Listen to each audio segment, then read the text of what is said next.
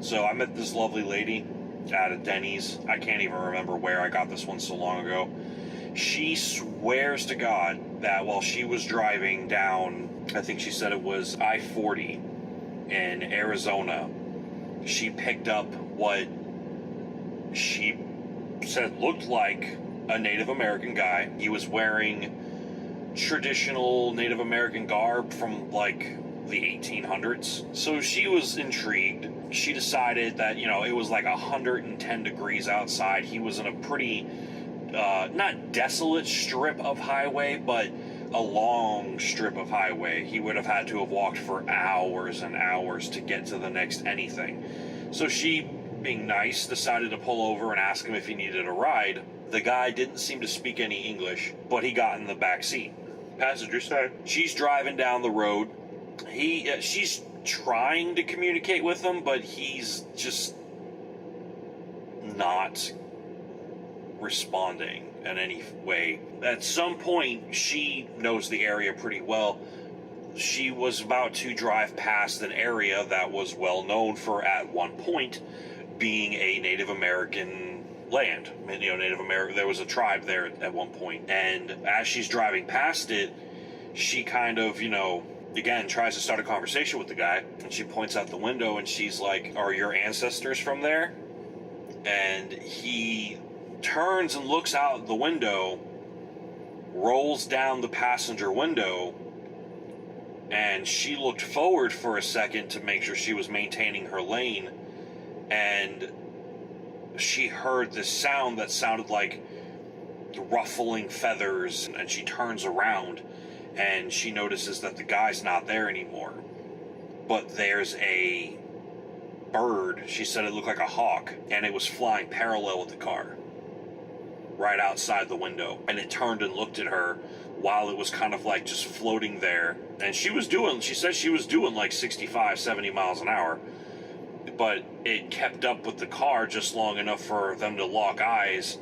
And she said it looked like he gave her like a nod, and then he just kind of like flew off and flew towards the desert where this Native American land used to be.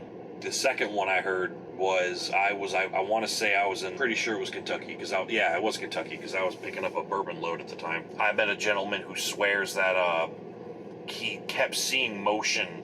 He was driving at night on this, not an interstate, like a Kentucky highway. He thought he kept seeing people out in the woods. So he gets out of his car, and he knows the guy who owns the land. So he's kind of looking out for Buddy. Not trying to start anything, or he's just, hey, this is my friend's land. I see people out there in the woods that probably shouldn't be there. Let me just go see what the heck's going on. He gets out. He walks maybe a couple hundred feet into the woods. Now, mind you, this guy who lives out there, he knows those woods, so he's not worried about getting lost or anything. He keeps hearing things. Sounds like pots and pans rustling. Sounds like a lot of foot traffic at once, like there's a large group walking by in the woods around him, but he can't see anybody. And whenever he did see somebody, they were further down in the woods. He didn't want to go too deep in the woods because, he had somewhere to be, but he went a little bit further, and he thought he smelled what smelled like a campfire, but he couldn't find any fire. And he smelled what smelled like gunpowder. Didn't hear any shots. And he just keeps walking around back and forth. And he's like, all right, I don't know what's going on. I'm going to walk back towards my truck.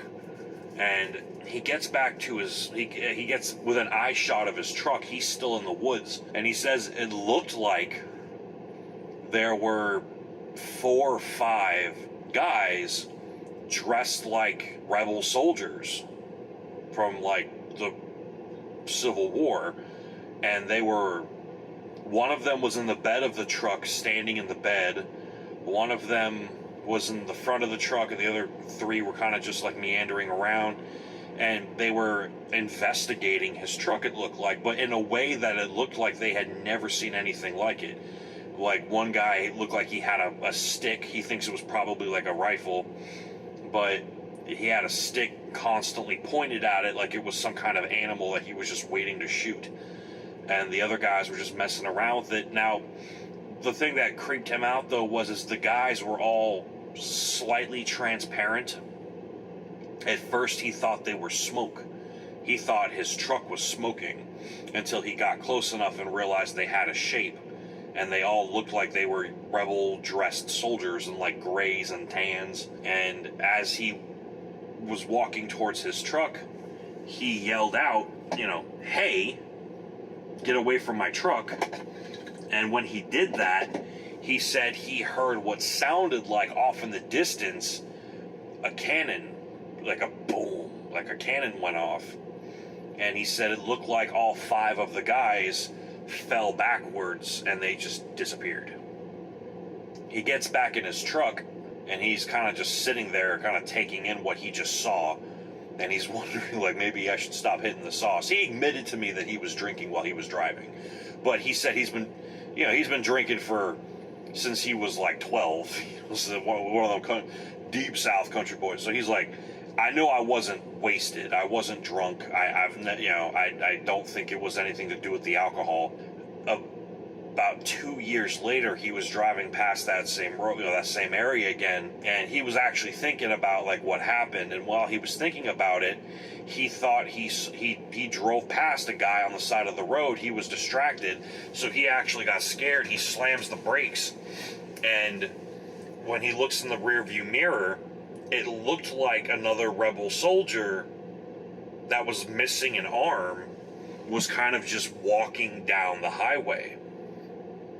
It didn't seem to notice him or react to him. When I say missing an arm, like freshly missing an arm, like it, even though again it had this mirage tone to it, you could see the red on the sleeve, like he had had his arm blown off. And this looked like a kid. He said it looked like he was 16, 17, was just walking down the road, dragging what looked like a stick, probably a rifle, and was just walking. And at some point he turned right and started walking toward the woods and just disappeared as soon as he made contact with the tree line. He lost sight of him. So he claims every once in a while he'll drive past there and see stuff. I've driven that road myself once or twice. Not gonna lie, wasn't really looking for anything, so I didn't see anything. But I am going to keep my eye open next time I drive down that strip. I can't remember which road it was. I know if I was on it, I would know I was on it, but I can't remember what the number was, But I just know it's close to a bourbon distillery, but that could be friggin' anywhere in Kentucky. But the one that I just got, that was really weird because it had a spin on it that I've never heard before. This guy I was talking to, him and his wife were telling me that they were driving on their way to go on vacation, and they were on some small side road that was attached to, it was right here in Missouri, and they were driving past not too far away from Springfield, where Prime's main terminal is, and they were on a side road, basically. So they're driving down this side road close to Springfield, not too far away from the Kraft mac and cheese place, if I recall correctly. And they found this guy walking the street, but he was dressed really weird. It almost looked like he was going to like a convention, and he was dressed as some sci-fi character, with the helmet and everything. Like it was like a fully functional lights and all, like a onesie, silverish black striped suit with this helmet that was like built into the costume, and it had like orangish yellow lights inside that kind of illuminated the face, but not much. Like you could see like from the nose down. And they stopped to ask the guy, like, hey, where are you headed? You need a ride? Because they were again out there, and it was late. It was like 4 a.m, they said. So they just wanted to see if old buddy was okay. And the husband told me, he was packing a piece, so he wasn't too worried if the guy got violent or weird or crazy or anything. And yeah, he's talking to him, and the guy seems like he's very lost. He's asking questions that made no sense. At one point he asked something like, what did he say? Are the Stadies out? And he's like, the Stadies. Like, he's thinking like state troopers. He's like, the state troopers? Yeah, they're around. He's like, we can't let them find us. We can't let them find us. And he's like, why? Why can't... Do you need a ride, dude? You want us to call someone for you? You got to charge your phone or whatever? And he's like, I need batteries. I need batteries. And he's just like, we got a couple double A's in the car. And he kind of looked at him like, double A's? Like, what? And he's like, yeah, we got some double A's in the car. And the guy's like, no, I need C-packs. I need C-packs. And everyone's, him and his wife are like, what the hell's a C-pack? I mean, and he just kept talking about things that they were assuming, based on how he was acting and talking, that maybe he was high on drugs or he was delusional and he was asking for stuff from like a show or a movie, you know, like someone who gets so into the LARPing that they kind of lose track with reality, and then you add like mushrooms or drugs or something and they think they're in that movie or in that show. And they keep asking him questions, and the guy finally gets to a point where he's just like, all right, man, look, if we can't help you, we're going to keep it pushing. You know, do you want us to call someone for you? And he's like, yeah, I need you to call the embassy. I need you to call the embassy. And that's when he's like, okay, this guy's off his rocker. And he's like, embassy for what? And he's like, I need the Mars embassy. I need the Mars embassy. And they're just like, the fucking Mars embassy?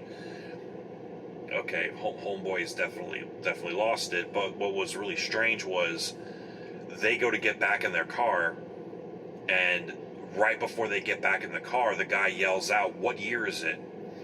And the guy's like, come on, man, really? Like, you need to go home or get some help.